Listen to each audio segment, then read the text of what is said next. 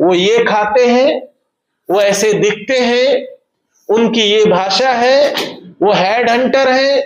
कुछ ना कुछ उनके बारे में गलत जानकारियां पहले हमारे जहन में फीड की गई और हर बार एक नया दुश्मन तलाश करके वो हमें और इस देश के संविधान को जो है कमजोर करने का कोशिश करती है। व्यक्तिगत तौर पर और अगर हम लोग सामूहिक तौर पर देखें तो पूरे देश के जितने भी अमन पसंद लोग हैं, जो इस देश के लोकतंत्र में भरोसा रखने वाले लोग हैं, जो भाईचारे में जो भरोसा रखने वाले लोग हैं, उनके लिए ये बहुत दुखद जो है घटनाक्रम हुआ है जो भी उत्तराखंड की जमीन पर हुआ।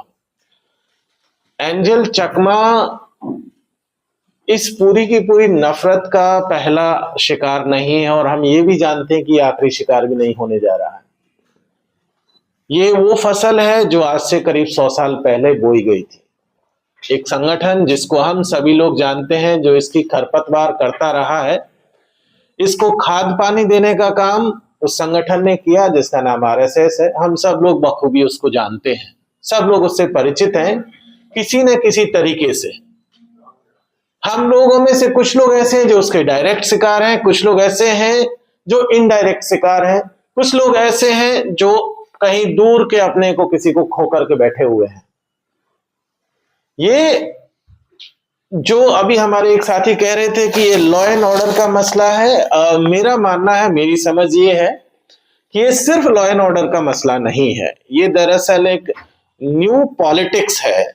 इसके जरिए बहुत कुछ करने की कोशिश की जा रही है। अगर ये सिर्फ लॉ एंड ऑर्डर का मसला होता तो ये किसी एक स्टेट का मामला हो सकता था, किसी एक गली मोहल्ले का मसला हो सकता है जहां का प्रशासन इस तरीके का होता। लेकिन आप पूरे देश में देख लीजिए तो अलग अलग शक्ल में एंजल चकमा, यहां उत्तराखंड में हमने एंजल चकमा को देखा, हमने अलवर और भरतपुर की जमीन पर अखलाक को देखा था, हमने उड़ीसा और झारखंड के जंगलों में किसी और को देखा। तो अलग अलग शक्लों में हम लोग देख रहे हैं। ये जो पॉलिटिक्स है, ये पॉलिटिक्स ने एक चीज बहुत क्लियर कट देख रखी है कि वो समय समय पर अपने लिए कुछ दुश्मन निर्धारित करते हैं। कभी वो मुसलमान की शक्ल में होते हैं, कभी कोई आदिवासी की शक्ल में वो दुश्मन तैयार करते हैं, कभी किसी दलित की शक्ल में वो दुश्मन तैयार करते हैं, कभी किसी नॉर्थ ईस्ट की जो है शक्ल में वो लेते हैं, कभी भाषा की लाइन पर, कभी क्षेत्र की लाइन पर। हम लोग देखते हैं कि इस तरीके से वो राजनीति अपना दुश्मन तलाशती है और हर बार एक नया दुश्मन तलाश करके वो हमें और इस देश के संविधान को जो है कमजोर करने का कोशिश करती है। ये पहली बार नहीं हुआ था और ऐसा भी नहीं है कि सिर्फ अचानक से 2014 में शुरू हो गया। ये इससे पहले से चली आ रही चीजें थी। पहले भी आप देख लीजिए कि किस तरीके से रेशियल लाइन पर प्रोफाइलिंग शुरू हुई और वो रेशियल प्रोफाइलिंग ने नॉर्थ ईस्ट को हमसे एकदम से अलग करने का काम किया। उनके बारे में बहुत सारी मिस इन्फॉर्मेशन हमें परोसी गई। वो ये खाते हैं, वो ऐसे दिखते हैं, उनकी ये भाषा है, वो हेड हंटर है। कुछ ना कुछ उनके बारे में गलत जानकारियां पहले हमारे जहन में फीड की गई और उनको हमसे अलग जताने की कोशिश हुई कि हम तो ऐसे लोग हैं, वो वैसे लोग हैं। ये जो प्रोफाइलिंग हुई उसका नतीजा ये निकला कि अब इसे कोई एक पार्टी के लोग नहीं, अब ये दरअसल आम जनमानस में फैला दिया गया जहर है। ये जहर, इसका फायदा होता हुआ हम लोगों ने बखूबी देखा है कि किस एक पार्टी को इसका फायदा होता है, वो बीजेपी है, जो हर बार इसको चुनावों में किसी न किसी तरीके से उसका फायदा लेने की कोशिश करती है। इसी तरीके की प्रोफाइलिंग हमने इस देश के पढ़े लिखे लोगों के बीच में देखी कि उनकी किस तरीके से प्रोफाइलिंग हुई। हमने जेएनयू के केस में भी देखा कि उस यूनिवर्सिटी को बर्बाद करने के लिए कितने तरीके के षड्यंत्र रचे गए।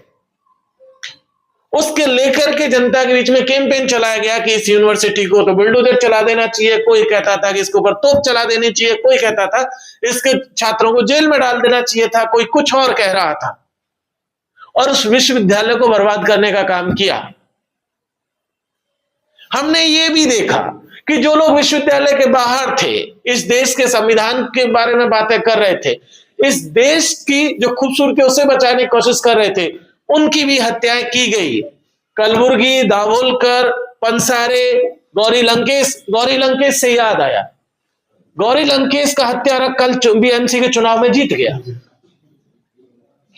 ये एक सोचने वाली बात है कि ऐसे व्यक्ति जो हमारे देश के जो पब्लिक इंटेलेक्चुअल्स हैं, जो पूरे समाज की संपत्ति है, उनकी हत्या कर देते हैं और वो हत्यारे चुनावों में जीत जाते रहे। तो उन्होंने नॉर्थ ईस्ट की एक प्रोफाइलिंग की, फिर प्रोफाइलिंग उन्होंने पढ़ने लिखने वाले लोगों की, किसी को नक्सली बताया, किसी को खालिस्तानी बताया, किसी को और कुछ बताया, किसी को पाकिस्तानी बता करके और एक प्रोफाइलिंग की और उनके खिलाफ एक मुहिम चली। और इस तरीके के लोग तैयार कर दिए सोसाइटी के भीतर, जो उनके ऊपर जहां कहीं भी मौका देखते हैं वो उनके ऊपर हमला करना शुरू करते हैं।